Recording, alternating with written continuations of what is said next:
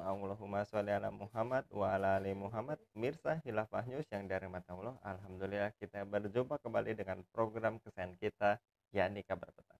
Kita akan membahas tema-tema terkini dengan narasumber yang terpercaya, tentunya dari sudut pandang Islam. Inilah Kabar Petang selengkapnya.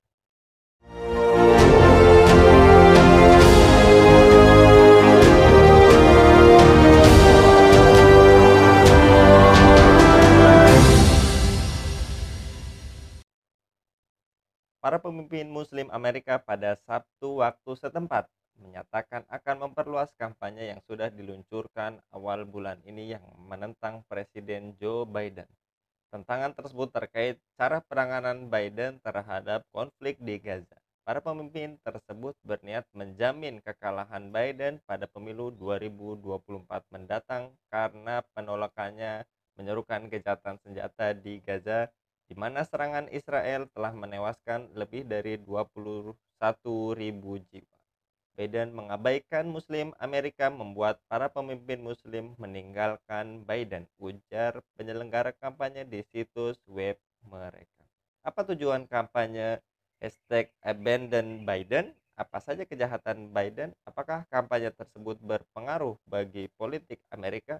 Untuk membahasnya kami terhubung dengan pengamat hubungan internasional dari Geopolitical Institute, Bung Hasbi Azwar. Kita sapa terlebih dahulu. Assalamualaikum warahmatullahi wabarakatuh, Bung Hasbi. Assalamualaikum warahmatullahi wabarakatuh. Kabar baik, Bung Hasbi? Alhamdulillah baik, Bung Anggi. Alhamdulillah. Dan di awal tahun ini sudah ada kecaman lagi dan kali ini menimpa #Abandon Biden. Dan lagi-lagi karena kekecewaan Muslim di Amerika terhadap Presiden Biden penanganan konflik di Gaza. Dan gerakan #Abandon Biden resmi diluncurkan di negara-negara bagian seperti Michigan, di mana warga Muslim Amerika merupakan bagian penting dari populasi pemilih. Apakah gerakan ini berdampak signifikan bagi politik Amerika, Bung Hasbi, dan ataukah solusi tambal sulam saja? Baik, Bung Anggi. Bismillahirrahmanirrahim. Assalamualaikum warahmatullahi wabarakatuh. Waalaikumsalam. Para pemirsa Hilafah News Channel sekalian yang dirahmati oleh Allah Subhanahu wa Ta'ala.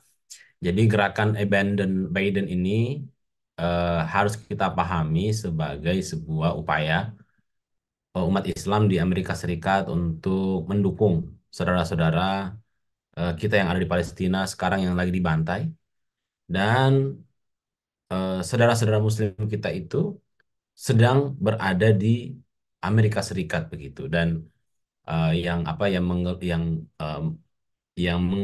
mencetuskan gerakan Abandon Biden itu kan.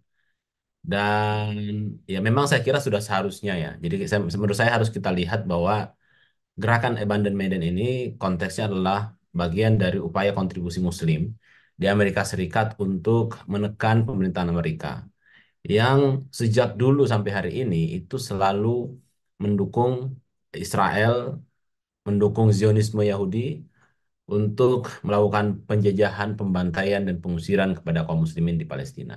Jadi saya kira sudah sewajarnya dan sudah seharusnya lah umat Islam itu mengambil sikap gitu ya. Ikut dalam aksi-aksi demonstrasi, membuat hashtag, membuat gerakan Abandon Biden misalnya, atau membuat gerakan-gerakan yang lain. Kenapa? Karena itu adalah bagian dari bentuk dukungan kaum muslimin terhadap saudara-saudara mereka yang tertindas. Gitu. Dan saya kira itu salah satu poin utama ya. Tujuan kenapa Abandon Biden itu eh, dilakukan oleh umat Islam. Yang pertama adalah karena tadi bentuk dukungan terhadap Muslim Palestina dan bentuk kritik terhadap pemerintahan Biden. Itu yang pertama. Dan yang kedua sebenarnya ini adalah bagian dari strategi umat Islam Amerika untuk mengedukasi publik atau untuk memberikan narasi-narasi alternatif kepada publik. Yang sebagaimana kita pahami bahwa Amerika itu didesain baik oleh media-medianya maupun oleh para politisinya untuk selalu pro terhadap Israel gitu. Nah, cuma sekarang dengan perkembangan media-media sosial, media-media alternatif yang itu akhirnya dimanfaatkan oleh kelompok-kelompok alternatif termasuk kelompok-kelompok muslim untuk merespon sebuah isu gitu. Saya kira dimensinya di situ dua, Bung Anggi ya. Bentuk dukungan dan yang kedua adalah edukasi publik dengan harapan bahwa publik Amerika yang selama ini itu didoktrin untuk pro Israel didoktrin untuk anti Muslim, anti Hamas, anti perjuangan Islam, itu berubah pemikiran mereka dari pro pada Israel menjadi simpatik pada Palestina. Dan saya kira itu sudah terbukti dan sudah efektif, berefek gitu, Bung Anggi. Karena kalau kita lihat di TikTok itu ada banyak orang-orang Amerika misalnya yang akhirnya speak up ya, yang akhirnya bersuara untuk mendukung perjuangan Palestina. Ada yang awalnya pro Israel kemudian berubah menjadi anti Israel karena mereka melihat bagaimana media sosial itu memberikan fakta yang real terhadap peristiwa yang sebenarnya terjadi di Palestina. Itu saya kira poin yang terpenting dari gerakan Baden-Baden ini. Nah, kalau misalnya tadi pertanyaan apakah efektif, ya jelas ya kalau bicara mengenai efektivitas, saya kira kita tidak bisa em, berharap bahwa itu efektif, gitu Bu Anggi. Karena jumlah Muslim di Amerika kan cuma sekitar 3 juta lebih gitu, dibanding jumlah penduduk Amerika yang sangat banyak sekali, 400 juta lebih kan penduduk Amerika itu. Jadi 3 juta orang itu tidak banyak, sangat-sangat sedikit. Itu pun mungkin tidak semua dari 3 juta itu ikut terlibat dalam gerakan Abandon Biden.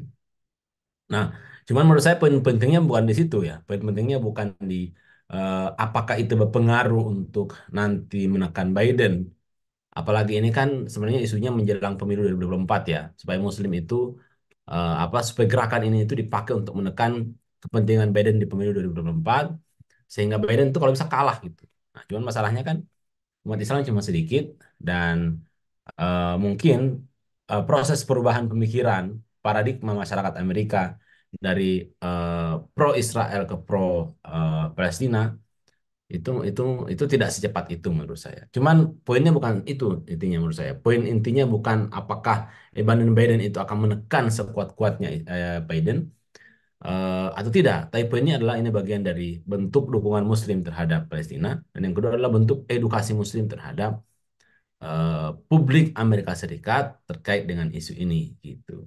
Dan saya yakin di kemudian hari akan terjadi ini akan terjadi perubahan-perubahan yang baik gitu terkait dengan eh, cara pandang terhadap Muslim Palestina. Ini sama dengan apa dengan Islamofobia yang selama ini terjadi di Amerika Serikat. Ya, tidak ada orang yang melindungi Muslim di sana, tidak ada politisi yang melindungi Muslim, yang diperangi, yang diserang, yang didiskriminasi kan. Itu sejak 9/11 itu luar biasa banyak Muslim yang dipersekusi, diserang, apalah, yang dibunuh dan lain-lain sebagainya. Nah, siapa yang melindungi Muslim di sana tidak ada sama sekali, sama sekali. Tapi apa yang dilakukan oleh komunitas-komunitas Muslim? Mereka melakukan berbagai macam gerakan, mereka melakukan berbagai macam kampanye, mereka melakukan berbagai macam hashtag ya. Ada chair di sana, Center of American eh, Islamic Relations misalnya, aktif melakukan advokasi, aktif melakukan kampanye-kampanye, dan ternyata terbukti sampai hari ini terjadi peningkatan perubahan ya cara pandang pemuda-pemuda Amerika dari yang sangat anti-Islam menjadi moderat gitu. Menjadi lebih simpatik pada Islam bahkan 1.000 tahun 1.000 orang Amerika yang kabarnya menjadi Muslim setiap tahunnya. Jadi ini langkah-langkah yang sederhana memang, tapi menurut saya dalam jangka panjang itu akan berkontribusi mengubah cara pandang masyarakat Amerika terhadap peristiwa yang terjadi termasuk khususnya dalam isu sekarang yaitu isu Palestina. Begitu Bung Anggi. Baik, Bung Hasbi, dan tadi juga dikatakan kampanye Biden Biden ini eh, cukup memberikan dampak apalagi bagi kaum Muslim gitu ya di sana. Dan apakah memang kampanye tersebut mampu membuat Amerika berubah haluan dalam persoalan Palestina dan Israel, Bung Hasbi? Walaupun tadi jumlah Muslim di sana hanya 3 juta berbanding 400 juta. Bung Anggi, persoalan strategis di Amerika Serikat itu, persoalan-persoalan isu-isu penting, isu-isu krusial itu kan bukan kali ini saja. Ya. Banyak isu-isu dalam negeri seperti isu kemiskinan, bahkan ada dulu Occupy Occupy Wall Street itu kan isu yang memang mengenal langsung gitu terhadap masyarakat Amerika gitu.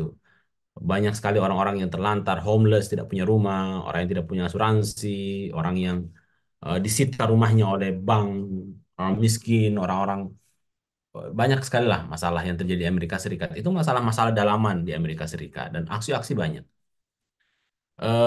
Tapi tidak ada yang berubah. Tetap Amerika tak menjadi negara kapitalis yang eksploitatif terhadap warga mereka. Perbankan juga masih tetap eksploitasi terhadap masyarakatnya.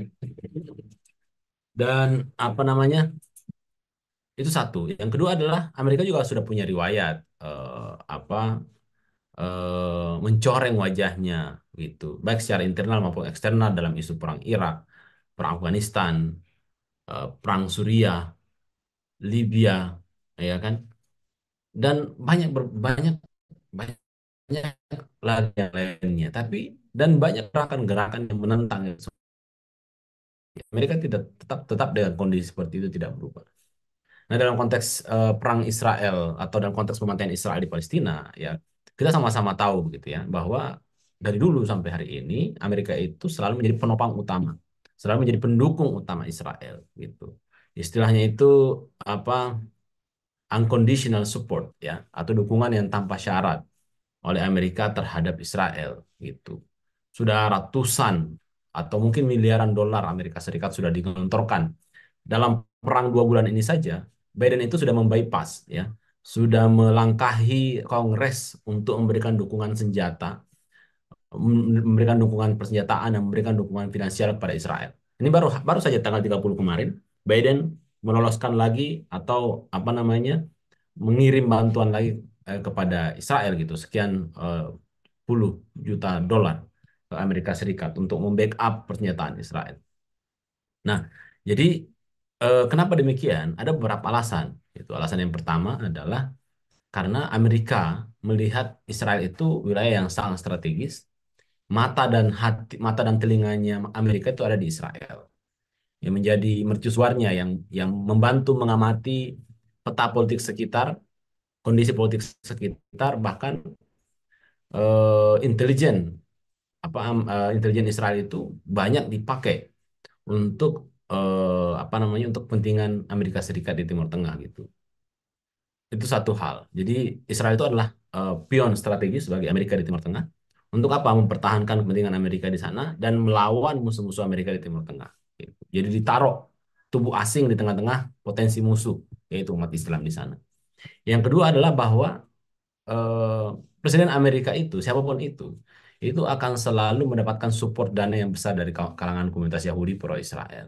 Biden juga sama. Biden itu sejak menjadi politisi tahun 1970-an sampai hari ini, itu sikapnya udah jelas memang. Biden itu sangat pro-Israel. Bahkan saya sempat membaca beberapa waktu lalu ya, list-list orang-orang Yahudi yang menjadi bagian dari pemerintahan Israel. Ada yang penasehat lah, ada yang deputi ini, deputi itu, ada yang di White House, dan seterusnya. Dan bahkan bulan kemarin, bulan Oktober saja, pas perang itu terjadi, Biden mengatakan kepada kepada pemerintah Zionis, dia bilang eh, tidak butuh untuk menjadi Jewish untuk menjadi Zionis ya. Em, dan saya adalah seorang Zionis. Nah, itu Biden mengatakan itu. Jadi kita tidak butuh untuk menjadi Yahudi untuk menjadi Zionis. Dan saya adalah seorang Zionis. Dalam pidato yang lain, waktu menjadi wakil presiden Obama tahun 2013, dalam sebuah forum bersama AIPAC atau Asosiasi Kerjasama Israel dan Amerika, Biden mengatakan bahwa melihat hubungan strategis melihat posisi strategis Israel di Timur Tengah, Biden mengatakan seandainya pun Israel tidak ada sekarang, maka kita wajib untuk mengadakan Israel. Nah, gitu. Jadi eh, ada nilai strategis memang yang dimiliki oleh Israel yang membuat Amerika itu akan selalu mendukung Israel walaupun masyarakatnya itu menolak, walaupun banyak demonstrasi di sana sini, walaupun citra Amerika Serikat itu terpuruk baik di dalam domestik maupun internasional. Hari ini kan luar biasa citra Amerika itu hancur-hancuran gitu di dunia Islam. Tapi bagi Amerika itu tidak penting. Yang penting adalah kepentingan politik jangka panjang Amerika di Timur Tengah. Kepentingan politik jangka panjangnya apa? Khususnya dalam Israel ini, dalam perang ini, yaitu jangan sampai kelompok-kelompok Islam itu menang melawan Israel dan kemudian itu menginspirasi gerakan-gerakan politik Islam di Timur Tengah untuk melakukan perlawanan dan pada akhirnya merugikan kepentingan politik ekonomi Amerika Serikat di Timur Tengah gitu. Jadi negara-negara besar pragmatis seperti Amerika dan ya termasuk Rusia, Cina dan negara-negara yang lain itu Mereka tuh tidak peduli lagi dengan moral, mereka tidak peduli lagi dengan dukungan masyarakat atau tidak. Yang penting kepentingan negara mereka itu terpenuhi. Itu kepentingan negara mereka terpenuhi. Jadi semua menjadi boleh. Mereka tidak peduli dengan opini publik, mereka tidak peduli dengan yang lain. Yang penting kepentingan mereka terpenuhi. Begitu, Bung Anggi. Baik, dan juga tadi Anda katakan terkait posisi Amerika di Israel memang begitu sangat penting dan terbukti ketika, agresi dan, kejahatan genosidanya itu sangat didukung dan pengungsian lebih dari 90% warga. Apakah memang faktor terbesar kebiadaban Zionis karena dukungan Biden, Bung Hasbi? Oh pasti, eh, Bung Anggi ya. Presiden Netanyahu ya, eh, Perdana Menteri Netanyahu itu pernah berkata ya, saya pernah melihat kutipannya beberapa hari yang lalu, bahwa ya apa kita itu bisa berperang kalau ada Amerika yang ada di balik ini gitu. Ya selama ini memang yang membackup persenjataan, membackup teknologi militer, eh, setiap tahun itu sekitar 3 miliar dolar ya bantuan Amerika ke Israel itu ya, apa namanya, Israel seperti itu karena Amerika yang mendukung Israel. Mendukungnya dalam banyak aspek ya Bung Anggi. Mendukung langsung dalam arti mengirim bantuan dana, mengirim teknologi, bantuan-bantuan militer ke Israel yang pertama. Dan yang kedua adalah mengkondisikan opini publik dunia supaya tidak anti Israel. Baik di melalui media-media internasional maupun melalui PBB. Nah, itu. PBB itu dibuat oleh Amerika supaya tidak mampu efektif untuk menekan Israel. Walaupun negara-negara di PBB itu udah teriak-teriak semua, termasuk Antonio Guterres, Sekjen PBB juga udah teriak-teriak itu, sudah ngecam-ngecam Israel. Tapi ya, ya namanya Sekjen itu kan tidak punya kekuatan apa-apa. Yang punya kekuatan di PBB itu adalah negara-negara besar yang punya senjata. Amerika mengkondisikan supaya Israel itu tidak dirugikan di PBB. Yang kedua, yang ketiga adalah Amerika juga mengkondisikan negara-negara Timur Tengah itu tidak anti Israel, ya gitu. Makanya bahkan di era Trump, mediasi-mediasi Amerika dengan Arab itu untuk menormalisasi itu kan terjadi, sehingga tahun 2020 terjadi Abrahamic Accord. Ada Bahrain, ada Maroko di sana, kemudian ada Uni Emirat Arab di sana, dan negara-negara yang lain, ada Sudan gitu ya, yang melakukan normalisasi dengan Israel. Nah, itu adalah bentuk dukungan, support Israel, Amerika ke Israel, agar Israel itu merasa nyaman dan tentram. Nah, gitu. Tapi ternyata, tapi ternyata Hamas ini kelompok Islam, ya, kelompok gerakan politik Islam, itu kok bisa mengagetkan Israel tanggal 7 Oktober itu. Dan bagi Amerika itu adalah ancaman besar sekali gitu. Amerika dan Israel kan sudah merasa di atas angin tanda kutip ya pada saat terjadinya normalisasi. Wah, kayaknya tidak ada lagi nih musuh kita di Timur Tengah. Iran itu kecil, Iran itu tinggal Iran saja yang menjadi musuh kita kan. Suriah sudah luluh lantak gitu. Libanon Hizbullah ya tidak punya kekuatan apa-apa gitu misalnya. Apalagi Libanon itu kan masih tetap negara yang pro Barat misalnya. Nah, eh, Israel dan Amerika itu sudah berada di atas angin merasa aman. Ya, karena nggak ada lagi negara yang antipati. Tapi yang menjadi problem adalah ternyata pada saat tanggal 7 Oktober itu, eh, malah Hamas, kelompok non-negara kecil yang ada di Gaza itu mampu memberikan shock terapi sampai hari ini tak terkalahkan. Belum bisa dimusnahkan. Nah, gitu kira-kira. Tak terkalahkan dan mampu melakukan perlawanan terhadap Israel. Bagi Amerika ini alarm keras ini, ya, alarm keras gitu, yang bisa mengancam kepentingan Amerika di Timur Tengah. Dan sekaligus kalau bagi Amerika ini alarm keras, bagi kita ini adalah pemecahan mitos ya. Ini adalah apa, kemampuan Hamas untuk melakukan serangan ribuan roket yang dikirim, termasuk bertahan sampai hari ini. Ini berarti kan memecah mitos bahwa Israel itu bukanlah negara yang betul-betul kuat, bukanlah entitas yang sangat kuat, dan Amerika itu bukanlah negara superpower yang tak terkalahkan gitu. Nah, ini menjadi kebobolan kedua kalinya Amerika Serikat menurut saya. Yang pertama tahun 2021, pada saat diusir oleh Taliban, dan yang kedua hari ini pada saat senjata-senjata kuat Amerika, entitas Zionis binaan Amerika itu ternyata kalang kabut melawan Hamas. Nah, nah itu kira-kira Bung Anggi. Baik, dan, terakhir Bung Hasbi juga tadi Anda katakan terkait jika tidak ada Israel kami akan menciptakannya gitu, dan artinya dia mengakui dukungan penuh Amerika atas apa yang dilakukan orang Yahudi dalam hal, perampasan tanah dan kejahatan yang mereka lakukan selama 75 tahun, dalam hal ini Zionis ya yang juga tadi Anda katakan. Apakah keberadaan Amerika dan proyek demokrasinya menciptakan penderitaan besar dunia, Bung Hasbi? Ya, Bung Anggi, salah satu isu yang menyeruak dalam perang ini juga adalah ada banyak hal ya yang terbuka pada saat Hamas melakukan serangan kepada Amerika Serikat. eh, Selain mitos bahwa Israel ternyata tidak sekuat itu, Amerika juga ternyata senjata Amerika tidak sekuat itu ya, atau Iron Dome itu tidak sekuat itu kan ya, Bung Anggi ya. Katanya Iron Dome itu bisa mengcounter rudal, ternyata kan bisa tembus juga. Dan banyak hal lah, teknologi-teknologi Israel itu akhirnya kan terpatahkan mitosnya gitu, bahwa ternyata Israel kalang kabut bahkan. Ribuan orang yang berlarian pergi dari Israel. Nah, poin yang penting juga menurut saya yang terbuka yang membuka mata dunia adalah bahwa janji-janji dari rezim-rezim global, janji-janji dari ideologi-ideologi global, dari narasi-narasi global tentang demokrasi, tentang HAM, tentang kebebasan, tentang keadilan, itu kan sebenarnya itu terbuka semua tuh, masyarakat jadi paham bahwa narasi-narasi kebaikan-kebaikan universal yang selalu dihotbahkan oleh Amerika Serikat, oleh Uni Eropa, bahkan termasuk PBB ya, itu ternyata cuma isapan jempol belaka. Dan semua tidak mampu ya, lembaga-lembaga internasional semua tidak mampu, termasuk bahkan OKI, semua tidak mampu menghentikan kekejaman terhadap warga Gaza. Padahal Gaza itu kan dikelilingi oleh dunia Islam. Jadi ini membuka banyak hal, Bung Anggi ya. Membuka kelemahan dan pengkhianatan umat Islam, membuka kegagalan dan kebohongan dari narasi-narasi global tentang kesetaraan, demokrasi, keadilan, dan sebagainya. Termasuk juga semakin memperlihatkan kelemahan dari institusi-institusi global, seperti OKI, PBB, dan lain-lain sebagainya.